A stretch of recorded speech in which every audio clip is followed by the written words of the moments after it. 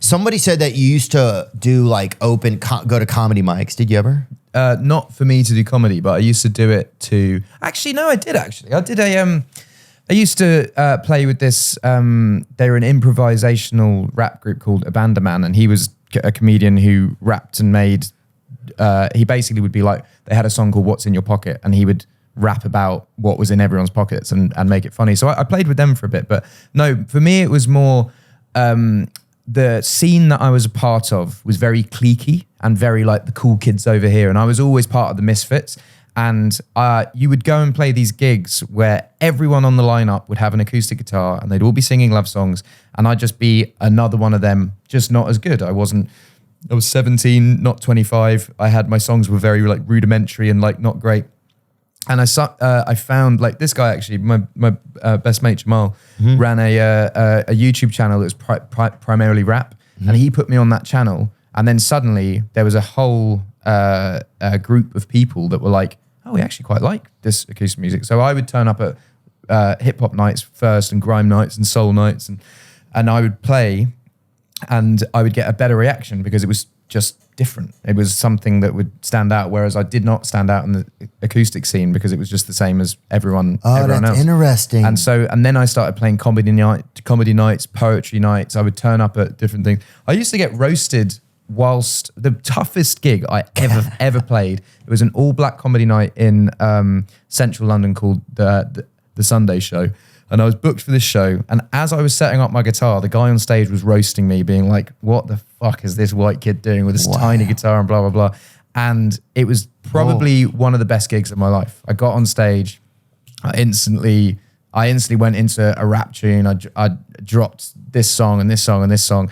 And the reaction was better than anywhere because I think people were expecting me to fail. And because I didn't, it was even better. Yeah. And I think that is what gave me my first bit of success, my first buzz, the buzz within the kind of grime and rap community in the UK. I think that was the first place I felt welcomed and accepted and celebrated, and still is. Like I still feel more love and appreciation from the misfits.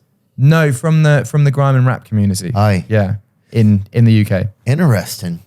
Yeah, that's such a good idea, dude. Like to take whatever your thing is and put it into go to the space that's different, because then you're the different thing. It wasn't, to be honest, it wasn't like an idea. It wasn't like a light bulb moment where I was like, but even when you say it though, it makes me think like it's like there's no way you can't help but stand out, right? So like, I think it has to happen organically though, because I feel like if Jamal hadn't put me on his channel, and he put me on his channel, the Sunday Show booked me for their comedy night. I did that, and then whilst at the comedy night, it's a very organic thing. I think had I just turned up at the Sunday Show, they'd be like, yeah, and maybe it wouldn't have gone the same way. Right. Oh, that's a good point. That's a good point. But yeah, to change up the environment that you're in and really challenge yourself, that's pretty brave. Yeah, I used to do some black shows, like predominantly black shows in the States, dude. It was hard sometimes. But when you killed it, right? Oh, you killed it, dude.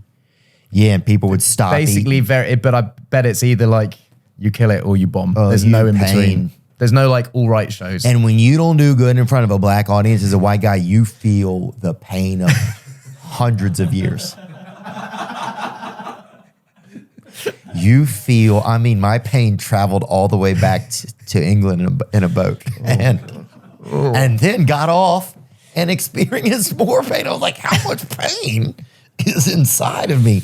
Dude, I remember tears coming out of like the inside of my throat. And I was like, I didn't know I had tear ducts in my fucking... Is that the worst that you bombed? No, I fucking bombed pretty good over the years, Eddie. Yeah, I've had some bad ones. I've had one where you came out, it was like the battle of the bands at a school. You had to come out between all the bands. They didn't know. They just thought you had to come out in the beginning. They boo me off stage. They don't have to go out 6 more times, dude. Wow. And every time it just... I feel like the boot... Like my eyebrows... Sorry to interrupt you, but one time I was so shocked, one of my fucking eyebrows fell out of my head. From like it's called. So what makes you appreciate it though? I feel like anyone that has had success on stage has had to have been booed, have things chucked at them, have moments where The shock, the trauma. Some girls like, something's on your shirt and it was my fucking eyebrow, dude. Like, I was like, oh shit. that's bad.